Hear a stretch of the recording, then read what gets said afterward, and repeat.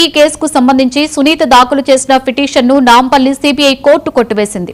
కేసులో సమగ్ర దర్యాప్తు జరగలేదని పేర్కొంటూ సునీత కోర్టును ఆశ్రయించారు. అయితే ఇప్పటికే అన్ని కోణాలలో విచారణ పూర్తి చేసి ఛార్జిషీట్ దాఖలు చేసినట్లు సిబిఐ కోర్టుకు తెలిపింది.